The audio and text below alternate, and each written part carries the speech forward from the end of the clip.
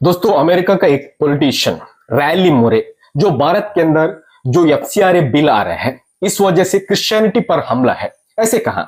लेकिन सबसे बड़ा सवाल यहां पर आ रही है, जो भारत के अंदर जो एफसीआरए बिल की वजह से अमेरिका को क्यों इतना दिक्कत आ रही है। दोस्तों, मैं आपको हमारे जो पड़ोसी देश के 4 ऐसे एग्जाम्पल देकर इसे एक्सप्लेन करना चाहता हूं। दोस्तों, 2025 में आपको पता है जो नेपाल के अंदर जनजी प्रोटेस्ट होते हैं, इस वजह से वहां के गवर्नमेंट गिरता है और एक नया गवर्नमेंट आता है। लेकिन दोस्तों, ज्यादातर लोग ये सोचते हैं इस प्रोटेस्ट का शुरुआत 2025 में हुआ, लेकिन असल में इस प्रोटेस्ट का शुरुआत 2021 में होता है। लेकिन कैसे? दोस्तों, यूएसए की 2 agency IRA international Republican institution और एनईडी नेशनल एनवायरनमेंट डेमोक्रेटिक, ये दोनों एजेंसी नेपाल की एक यूथ ऑर्गेनाइजेशन को करीबन $3,50,000 फंड किया था। उस यूथ ऑर्गेनाइजेशन का नाम है दोस्तों युवा नेतृत्व पारदर्शी नीति। इस पर यूएसए कहता है ये फंड इसलिए किया गया वहां के युवाओं को सिविक एजुकेशन और स्किल सिखाने के लिए। लेकिन दोस्तों, जब इसका ट्रेनिंग मैनुअल लीक होता है तब पता चलता है फंड किस लिए किया गया है। दोस्तों, उस ट्रेनिंग मैनुअल में सबसे पहले थे दोस्तों एक्टिविस्ट कैसे पब्लिक स्पीक्स दे सकते हैं, मतलब प्रोटेस्टर को कैसे भड़काने वाले स्पीक दे सकते हैं। दूसरे दोस्तों, स्ट्रैटेजिक मैसेज, जब प्रोटेस्ट होते हैं दोस्तों इसे और ज्यादा भड़काने के लिए कैसे स्ट्रैटेजिक मैसेज देना है। तीसरे है दोस्तों प्रोटेस्ट को कैसे ऑर्गेनाइजेशन करना। और चौथा दोस्तों सबसे इंपॉर्टेंट, सोशल मीडिया को एज ए वेपन के जैसे कैसे यूज कर सकते हैं। दोस्तों, ये सब सिखाया गया 2021 में, लेकिन ये सब यूज कब हुआ? 2025 में, जब जनजी प्रोटेस्ट शुरू हुआ। दूसरा एग्जांपल है दोस्तों बांग्लादेश। आप सबको पता है 2024 में शेख हसीना की गवर्नमेंट गिरता है, लेकिन दोस्तों इसका भी शुरुआत 2023 में होता है।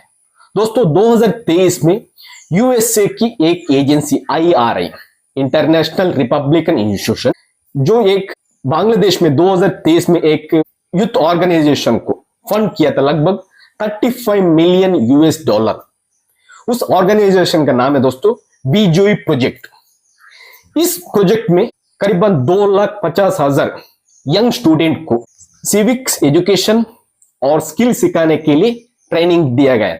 लेकिन दोस्तों यहां पर भी सेम पैटर्न चलता है, स्टूडेंट का प्रोटेस्ट होता है और गवर्नमेंट चेंज होता है, जैसे नेपाल के अंदर हुआ। तीसरा है दोस्तों श्रीलंका। श्रीलंका यूथ ऑर्गेनाइजेशन, इसका हेडक्वार्टर दोस्तों अमेरिका की लॉस एंजल्स में है। इसमें 2017 से लेकर 2022 तक करीबन $18 मिलियन फंड होता है। यहां पर भी सेम पैटर्न दोस्तों, युवाओं का प्रोटेस्ट होता है, गवर्नमेंट चेंज होता है। चौथा दोस्तों म्यांमार। दोस्तों 2013 में एक ऑर्गेनाइजेशन शुरू होता है YSEALI, मतलब young south east Asian leader initiative. 2013 में शुरू होता है। 2013 से लेकर 2025 तक लगभग $45 मिलियन इस ऑर्गेनाइजेशन को फंड होता है। यहां पर भी सेम पैटर्न दोस्तों, प्रोटेस्ट होता है, गवर्नमेंट चेंज होता है। लेकिन दोस्तों सबसे बड़ा सवाल यहां पर उठता है, भारत के अंदर कितना फंड हुआ था? 2019 से 2024 तक करीबन 55,000 करोड़ का फंड हुआ था। उसमें स्पेशली दोस्तों 2024 में सिर्फ एक साल के अंदर 16,000 एनजीओ को करीबन 22,000 करोड़ से ज्यादा फंड हुआ था। दोस्तों भारत के अंदर सेम पैटर्न से इन 4 देशों में हुआ था, वही पैटर्न भारत के अंदर भी हुआ। भारत के अंदर भी यूथ प्रोटेस्ट हुआ कॉकरोच जनता पार्टी के द्वारा। यहां पर भी सेम नारा दोस्तों, गवर्नमेंट को चेंज करने के लिए पीएम नरेंद्र मोदी रिजाइन कीजिए, ऐसा नारा भी आया था। लेकिन यहां पर फाइल हुआ, पूरी तरह उसके जो प्रोपेगेंडा फाइल हुआ।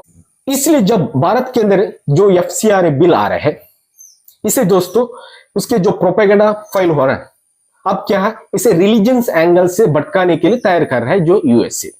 दोस्तों आज पूरी दुनिया में लगभग 200 करोड़ से ज्यादा क्रिश्चियन है। इसी तरह भटकाने से क्या होगा, भारत के लोगों को बहुत प्रॉब्लम झेलना पड़ सकता है जो बाहर है।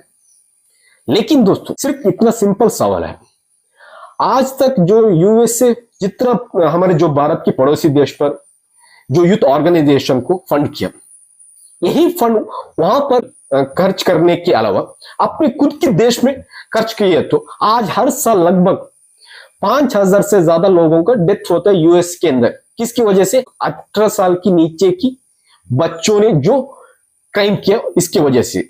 आज यूएसए के अंदर करीबन 50,000 से ज्यादा सिर्फ 18 साल की नीचे की बच्चे के ऊपर क्रिमिनल केस रजिस्टर होता है। ये सब ऑर्गेनाइजेशन को सिविक एजुकेशन, स्किल डेवलपमेंट बाहर की देशों की सिखाने के अलावा अपने देश खुद के बच्चों को सिखाए तो ये सब कम हो सकते हैं ना। देखिए दोस्तों, ये जो यूएसए ऐसा नहीं चाहता है, ये चाहता है, इसके सिर्फ एक ही इंटेंशन, मैंने पहले भी मेरे वीडियो में काफी बार कहा, सिर्फ यही। देखिए दोस्तों, भारत या एशियन कंट्री जितने भी है वो सिर्फ एक कंज्यूमर है, जो सिर्फ जो यूरोप के लोग जो भी प्रोड्यूस करते हैं उसे कंज्यूम करने के लिए है। मतलब इन्हें करीबन 150 करोड़ के लोगों का मार्केट मिलता है जो एशिया के अंदर। उस देश डेवलप करता है तो उनके बहुत बड़ा नुकसान होता है। यही है रीजन मेरे हिसाब से। आपके हिसाब से क्या है, कमेंट में जरूर बताइए।